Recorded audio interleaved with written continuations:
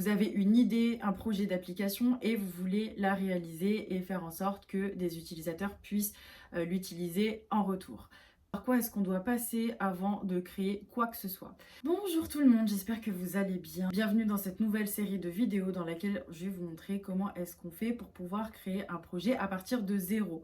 Donc comment faire pour créer une application à partir de zéro. C'est l'occasion aussi de revenir sur des notions qui sont très importantes parce qu'on ne peut pas commencer un projet à tout va. Alors avant de pouvoir vous répondre dans cette série de vidéos, je voulais aussi remercier les nouveaux abonnés qui sont arrivés parce que du coup on passe de 10 à plus de 20 abonnés, ce qui fait quand même un x2 et c'est pas négligeable et chaque petite victoire compte, donc c'est super et je suis contente de vous retrouver. En tout cas, bienvenue aux nouveaux. Bienvenue nouvelle personne et si vous ne me connaissez pas, je m'appelle Miali et actuellement je suis en train de créer une application qui va aider les étudiants à maîtriser leur éducation financière et surtout à reprendre contrôle sur leur budget. Moi j'ai fait une reconversion professionnelle avant, donc j'aurai aussi l'occasion de pouvoir vous partager tout ça.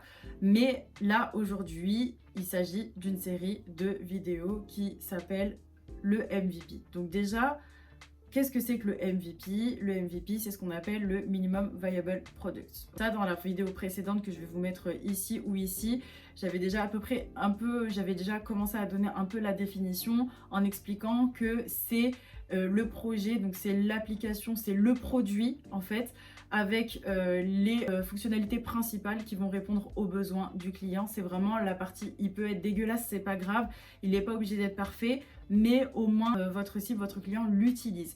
Mais avant de faire ça, il va falloir passer par une phase qui s'appelle la preuve de concept. Alors, pour vous expliquer, la preuve de concept, c'est quoi? Imaginons que vous êtes en train de vivre votre vie quotidienne, vous avez autour de vous vu un besoin auquel il fallait répondre. Vous avez vu un problème et vous vous dites, ok, là, je vais pouvoir y répondre en créant une application ou en créant mon entreprise. Avant de créer quoi que ce soit, et c'est vraiment le premier conseil d'ailleurs que je vais vous donner ici, c'est d'abord de tester la faisabilité. Et c'est ce qu'on appelle la preuve de concept. En fait, c'est la phase où vous allez passer par une phase un peu de laboratoire.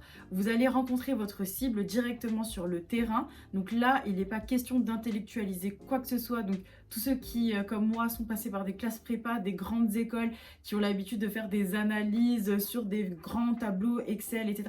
Oubliez ça, vous allez sur le terrain et vous allez poser des questions spécifiques à la cible. Vous allez vous renseigner, voilà, sur ce dont ils ont réellement besoin. Parce que le problème, c'est qu'il y a des fois, on fait pas mal de suppositions et donc on pense qu'il y a des choses qui peuvent sembler utiles et quand on arrive sur le terrain, on se rend compte que, en fait, non, pas du tout. Que oui, c'est intéressant, mais en soi, c'est pas ça qui va faire que l'utilisateur va jouer ou pas avec votre appli. En tout cas, les clients n'iront pas dans votre entreprise. Et donc vous, puisque à la finalité c'est ça, c'est que vous n'allez pas avoir de revenus. Donc on fait la preuve de concept. On va sur le terrain. Le truc c'est qu'on vient avec des hypothèses. Donc je suppose que tu as ce type de problème. Donc je viens vérifier avec toi pour savoir si réellement tu as ce problème-là. Est-ce que réellement dans ton quotidien, est-ce que ce problème-là est important? Et d'ailleurs, pour pouvoir faire cet exercice-là, il faut d'abord choisir sa niche. On ne va pas commencer à plaire à tout le monde.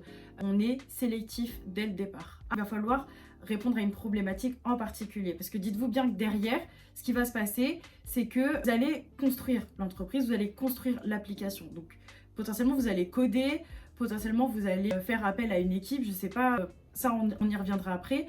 Mais derrière, vous allez devoir travailler là-dessus. Donc, si vous commencez à plaire à plusieurs personnes avec des différents besoins en même temps, le projet ne plaira à personne. Donc, il faut bien choisir sa niche. On se dirige là où est sa niche la plupart du temps et on commence à chercher les informations. Avec les hypothèses, on va aller les vérifier une par une. Et en fait, c'est très intéressant de faire cet exercice de cette façon-là. Pourquoi? Parce que on peut apprendre des choses incroyables par rapport à sa cible. Ça prouve que en fait, vous vous intéressez réellement à votre cible.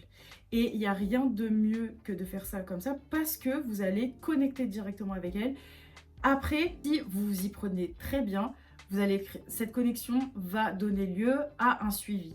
Parce que du coup, la cible qui n'a peut-être jamais entendu votre façon de créer en fait le besoin va vouloir vous suivre et va se dire après, Ok, est-ce que je pourrais en savoir plus sur ton application? Comment est-ce que tu comptes la faire? Est-ce que c'est lancé? Est-ce que c'est pas encore lancé? Et c'est là en fait où tu peux commencer à dire non, là en fait justement je suis en train de recueillir le besoin et je suis en train de voir comment est-ce que je peux le faire. Mais d'abord, il faut que je vous pose pas mal de questions juste pour être sûr que voilà, je passe pas à côté quoi.